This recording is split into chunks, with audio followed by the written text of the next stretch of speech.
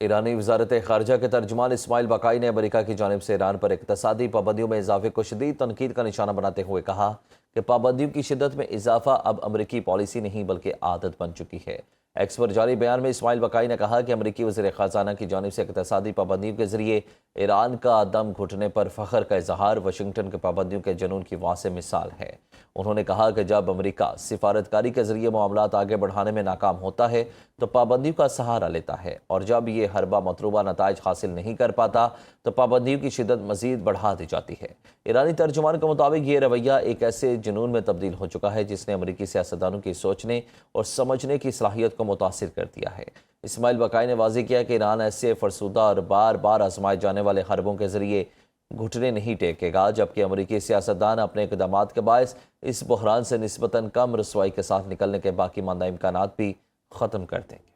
ایرانی صدر Masoud Pezeshkian نے کہا کہ سپریم لیڈر آیت اللہ علی مجتبی خامنئی کا مکمل طور پر صحت یاب ہیں اور انہوں نے ان سے تقریباً 7 گھنٹے طویل ملاقات کی ہے۔ ایرانی صدر کے مطابق ملاقات میں ملک کی مجموعی صورتحال، درپیش چیلنجز اور اہم قومی امور پر تفصیلی تبادلہ خیال کیا گیا۔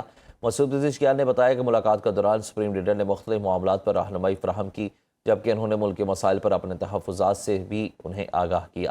ایرانی صدر کے مطابق مجتبی علی خامنئی نے قومی اتحاد اور یکجہتی برقرار رکھنے کی ضرورت پر زور دیا۔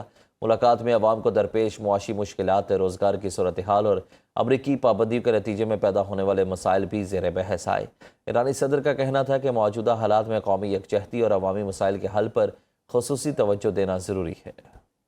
ایران سے مبینہ خطرے کے باعث ٹرمپ کا خفیہ طیارہ تبدیل کرنے کا انکشاف ایئر فورس ون کو بطور ڈیکائے استعمال کیا گیا۔ امریکی اخبار واشنگٹن پوسٹ کے مطابق امریکی صدر ٹرمپ نے گزشتہ ماہ ترکیہ سے روانگی کے وقت ایران سے متعلق ایک قابل اعتبار خطرے کے پیش نظر خفیہ طور پر اپنا طیارہ تبدیل کیا۔ رپورٹ کے مطابق ٹرمپ نے ابتدا میں ہی کیمروں کی موجودگی میں ایئر فورس ون میں سوار ہونے کا تاثر دیا، تاہم بعد میں انہیں ایئرپورٹ کیٹرنگ ٹرک کے ذریعے ایک متبادل فوجی طیارے ایئر فورس C-32A میں منتقل کیا گیا۔ رپورٹ کے مطابق ایئر فورس ون کو بطور ڈیکائے استعمال کیا گیا، جبکہ صحافیوں اور وائٹ ہاؤس کے بعض اہلکاروں کو کئی گھنٹوں تک یہی یقین رہا کہ صدر اسی طیارے میں موجود ہیں۔ ٹرمپ کا ایران سے مذاکرات کے بعد آئندہ لائے عمل بتانے سے انکار۔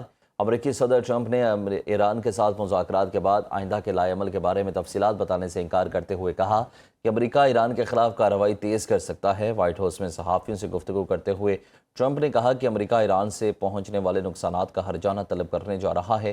آبنۂ ہرمز کی صورتحال پر بات کرتے ہوئے امریکی صدر نے دعویٰ کیا کہ اس وقت آبی گزرگاہ کا کنٹرول امریکی بحریہ کے پاس ہے اور امریکی ناکابندی ناقابل تسخیر رہی ہے۔ ان کے بقول یہ ایک فولادی دیوار کی مانند ہے اور امریکہ صرف انہی افراد یا جہازوں کو گزرنے کی اجازت دیتا ہے جنہیں وہ اجازت دینا چاہتا ہے۔ ٹرمپ نے کہا کہ صورتحال بعض اوقات پیچیدہ ہو جاتی ہے کیونکہ ایران آبنۂ ہرمز میں بارودی سرنگیں بچھا دیتا ہے، تاہم امریکی افواج ان کا سراغ لگانے کی صلاحیت رکھتی ہے۔ ان کا مزید کہنا تھا کہ امریکہ نے آبنۂ ہرمز کو بارودی سرنگوں سے صاف کر دیا ہے۔